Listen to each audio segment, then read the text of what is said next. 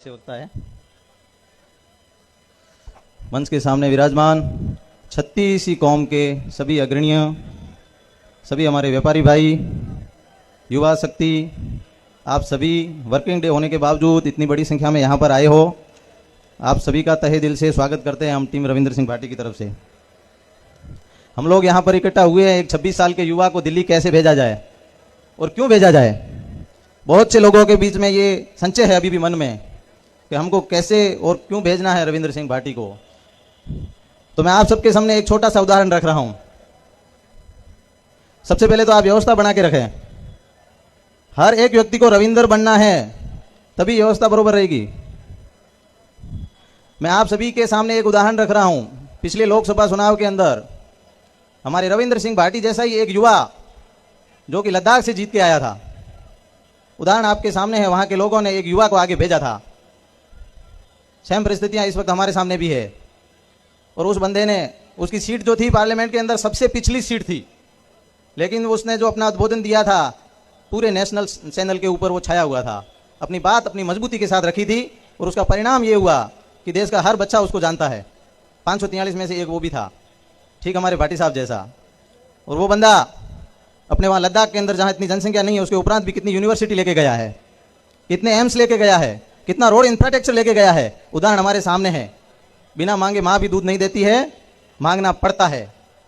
और मांगने के लिए रविंद्र सिंह से अच्छा कोई कैंडिडेट हमारे सामने इस वक्त नहीं है। और बात करें अगर हमारे पुराने एमपीओ की, तो जब से देश आजाद हुआ है तब से लगाकर अभी तक हम हर चुनाव में कैंडिडेट तो एक भेजते ही हैं, चाहे किसी भी पार्टी का भेजे। लेकिन आपने कभी भी बाड़मेर और जैसलमेर का कोई कैंडिडेट को पार्लियामेंट के अंदर बोलते हुए सुना है क्या? मैं आप सभी से सवाल कर रहा हूं, कभी देखा है क्या टीवी चैनल पे कि बाड़मेर और जैसलमेर का कोई एमपी बोल रहा है? वहां पे नहीं बोला होगा। वो उनकी कमजोरी नहीं है, हमने ऐसे व्यक्तित्व को ही आगे भेजा है। लेकिन अब नहीं, हम सब बीजेपी के मूल वोटर है, कहने में कोई संकोच नहीं है।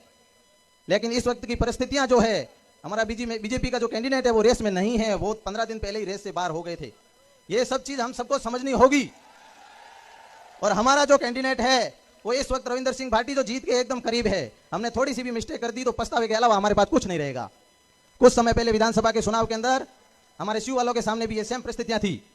हमारे बड़े बुजुर्ग हमारे को निर्दलीय को चुनाव देने से रोक रहे थे, लेकिन हमने उनको रोका, उनको समझाया कि दाताश्री वर्तमान परिस्थितियां ये हैं कि हमारे बीजेपी के उम्मीदवार खारा साहब 20,000 वोट लेके आ रहे हैं। हम अगर राजपुरी समाज के लोग 10,000 और दे देंगे तो 30,000 हो गए, कोई 9 की 13 नहीं होगी। लेकिन अगर भाटी का 80 से 70 हो गया तो बहुत कुछ बदल जाएगा समीकरण। और वो सेम परिस्थितियां इस समय लोकसभा चुनाव के अंदर है। लड़ाई सिर्फ और सिर्फ उम्मीदवार वर्सेज रविंद्र सिंह भाटी है। सब लोग अपने दिमाग के अंदर सेव कर ले। मैं कोई वक्ता नहीं हूं, ये अंदर से आवाज निकल रही है।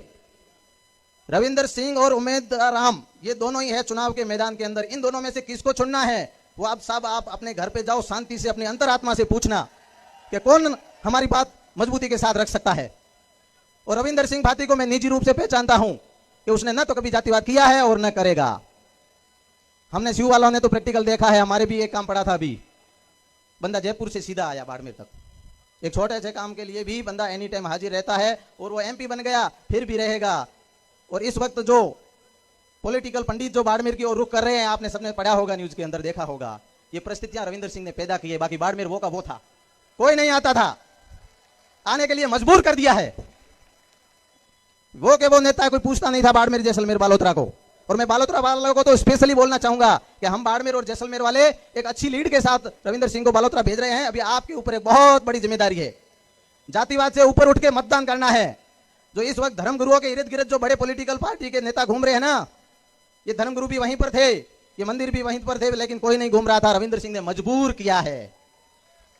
और अगर आप सबका समर्थन इसी प्रकार बना रहेगा तो वो दिन दूर नहीं है जो जिस तरीके से लद्दाख का वो युवा किस तरीके से पार्लियामेंट को टेबलें तोड़ रहा था, वैसे रविंद्र सिंह भाटी तोड़ेगा। मेरे को बोलना तो बहुत कुछ है, बहुत कुछ आज सोच के आया था। कल शाम को ये पूरा लेटर भी लिखा था मैं, बहुत से विषय पे मेरे को बताना है, लेकिन यहाँ पर शॉर्टेज है। भाटी साहब कड़ोदरा पहुंच गए, ठीक है ना, और भी वक्ताएं हैं पंक्ति में। मैं आप सबसे हाथ जोड़ के विनती करता हूँ, खास करके मेरे राजपुरी समाज से, भ्रमित मत होना।